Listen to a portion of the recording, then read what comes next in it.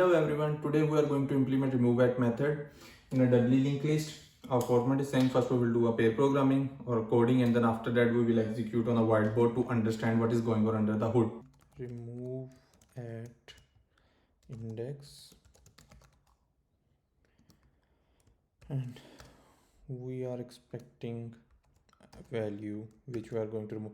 So there MOV. So there are again two approaches.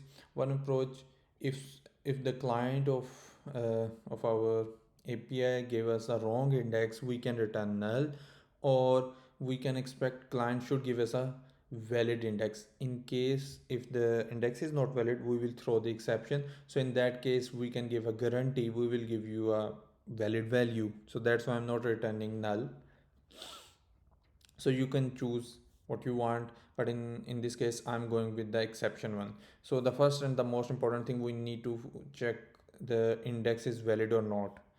So there is also a difference. So you guys remember when we did add at index, in that case, uh, for example, we have 5 nodes, 1 2 3 4 5, which means 0 to 4 index, and client give us add an index at 5.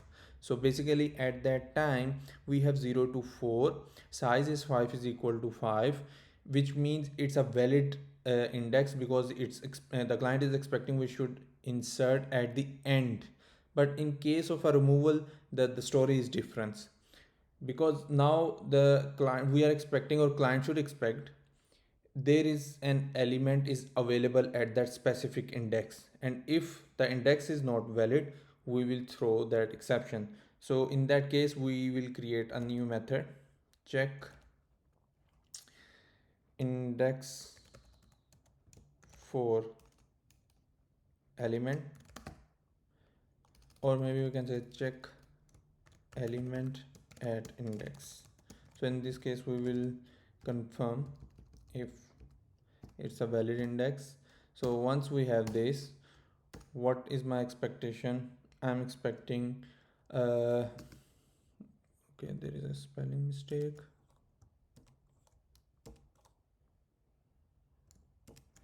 So I need to do refactor.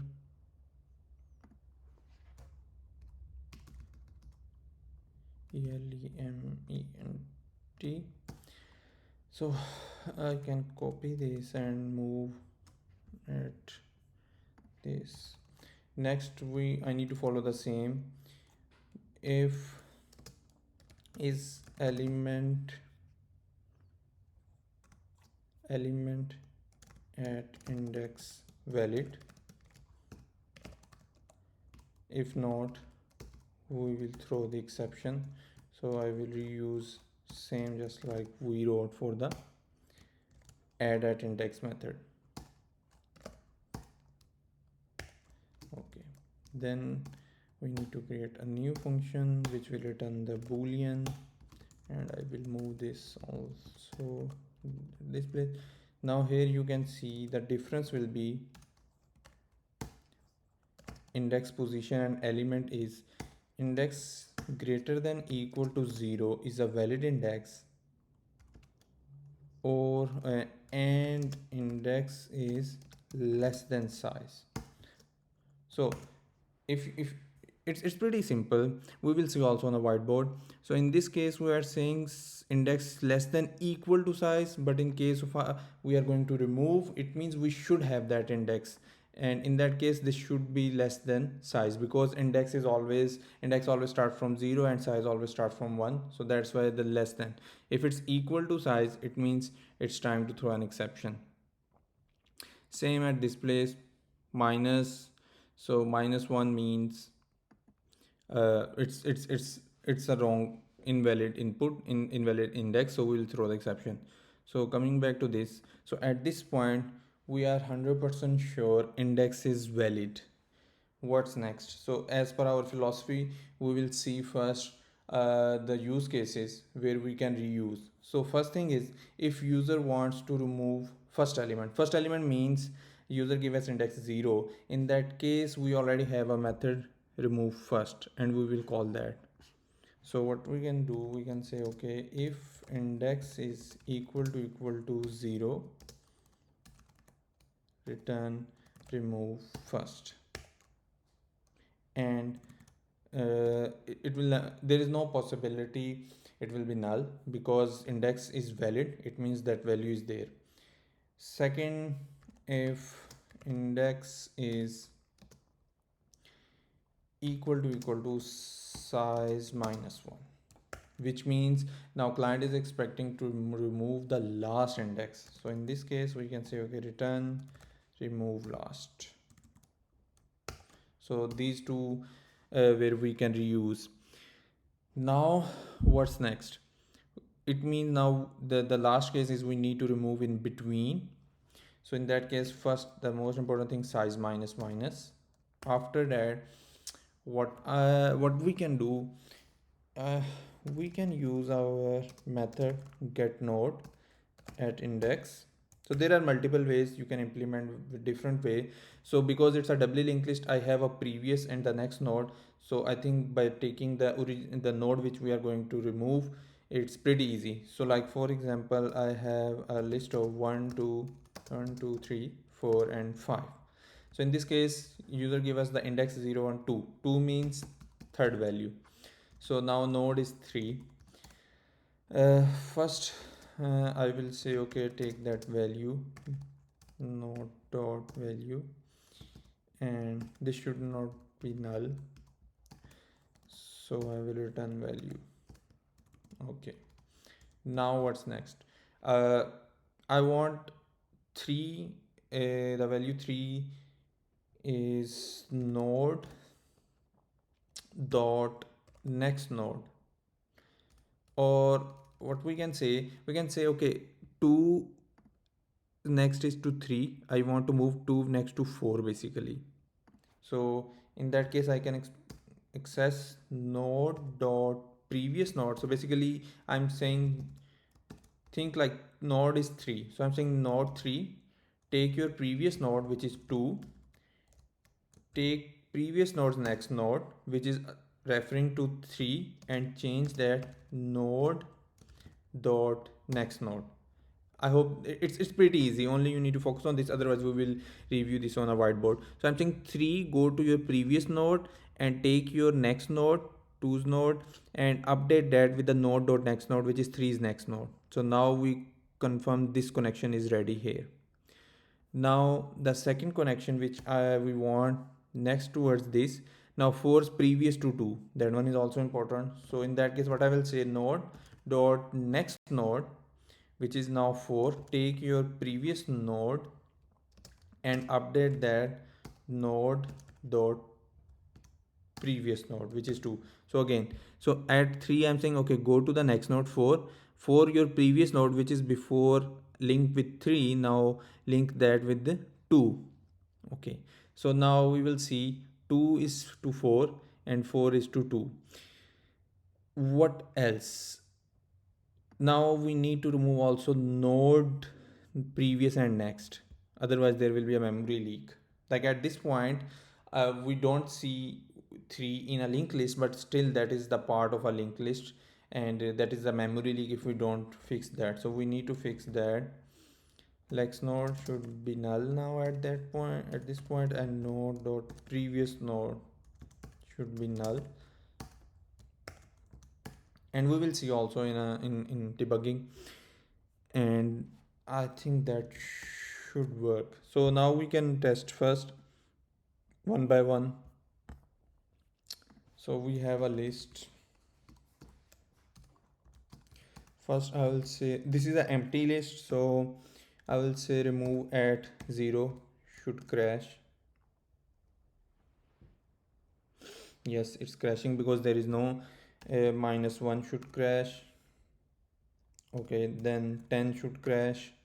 It's basically great. Or maybe what I can do, I can say list dot add last one, and then 10, it should crash. Okay, and 1 should crash because currently that we have a list 1 which index is 0, so 1 is still is a wrong index if I'm giving, so this should crash. Okay, now we can check if it's working properly. So we can say print list and then print list. So if I can create, first we will 4, maybe 5, 4, 3, 2 and 1, print last list, and then we will say remove 0. Then we'll see. So in this case I'm expecting it will run add first method. So yes, so currently 5431 4 is deleted, and at this point we should have size less than. Then I can say remove last, which will be index 4 if I'm not wrong. Yes, 0 to 4. So now in this case what removed, which is a 1 value, looks good. Now I will say remove 3. At this point now 5 4 3 1. So basically at 3 means we have 2. I will say index 2. Index 2 means value 3. So 5 4 2 1. Now we can confirm if there is a memory leak. So we can start from here. Yeah, so it means it's working, conditions are working. Now at this point I will get a node. Now this node is basically 856, and we can see also in head 856. Next node should be 856. So this is our whole list, and this is our 856 node. Okay, then I took first step at this point, change basically this 4 and 2 previous node to that, and then this. So at this point 3 is removed from the list. 5 4 2 1. It means our connections are 100% working, but you can see node is still has access, so it's not ready for the GC. Next node is still attached, previous node is still attached, which yes we can't access because after this method node is not available to access, but that is still in memory and GC is not ready to collect that due to the references. So once I do this, its next node should be null. Yes, you can see it's null, and then previous is null. Now this node is ready for the GC collection, and this work is complete. From the perspective time and space complexity, in special cases remove first and remove last, big O of 1. uh, Otherwise it will go big O of n in a worst case, because get node is a uh, iteration, and it's more likely in case of a worst case we have a n minus 1 index. So in that case it's going to run around big O of n minus 1. So from the big O perspective it's a big O of n. Welcome back. So we can start the execution. So this is our doubly linked list. We have size, which is for now is equal to 0. We have head, and we can create tail. And for example, first use case, client created a linked list, which is a doubly linked list, and he tried to remove at, for example, 0. So in this case, you guys remember in case of a remove add, we already implemented check index implementation. So in that case, because it's is greater than equal to 0, but on the other side the size and size is less than 0 is less than 0, no, so it will throw an exception. So in first use case it's working. Then if I have for example 5, and user gave me the client wants to remove 5 index, in that case that is still invalid, because you guys remember we have check index less than size. So 5 is not less than 5, it will throw the exception, which is our expectation. So these two edge cases are 100% sure it's working. Now what's next? So for example, I have size 3, so I will create doubly linked list for 3 nodes, 2 and 3. So this is our doubly linked list. So in this case, client gave us 0, which means this and head and tail. So in our implementation, we have a hard-coded check. If index is 0, which means client wants to remove the first, so we will call remove first. And you guys remember the implementation in case of a remove first, what we do, we will do simply the same, moved here. So that is the remove first. So it's pretty simple. Okay, moving back to the next use case, which is remove at 0, 1, 2. So 2. In this case, what will happen? We will remove this, tail move to this, because we will call remove last. And size minus minus is also working. Now we are moving towards in between, which is 1. So in this case, what we implemented, maybe we can discuss that. So we are saying, okay, give me the node, get node of 1. So this will return this. So now we have this node. And in that case, what first we did, we took the value v n dot value, which is simple, which we are returning from the method. What's next? We took this n dot previous node dot next node. It's pretty easy. Once you do the paperwork, after that it's pretty easy. But if you are trying to understand theoretically, for some of them it will be pretty difficult. For me it's pretty difficult, and now it's not I memorized, it's after doing a lot of practice. Now I can understand. I'm moving my hands and I understand, okay, what I'm writing. So basically in my brain it looks like this. Okay, n is this node, this previous is this, it's next to this. What I want n again, n dot next node. So in this case, what we are saying, n, go to your previous node, okay, then your next node, and what you need to do, assign n dot next node, this one. So it's like this. Okay, until now we removed nothing. So we executed this one line, still everything is there. Then after that, as we know, I need to change the previous node also. So I'm going, okay, n dot next node dot previous node is equal to n dot previous node. So again, it's pretty simple. Only you need to move what we are writing. And how I'm writing, basically first time when I'm implementing this, I saw from here what I really want. I have a n. I know it's a doubly linked list, so I need to link and unlink 2 nodes. So I'm saying, okay, n dot next node, your previous node should be moved n dot previous node. So it's like this. That is our. So at this point, if I run a print ln list, I will see 1 and 3, but there is no more 2 because this one is already removed. Just like when we did that, it's already assigned to this, and in this case this one is already removed because we are getting this. So it's like this,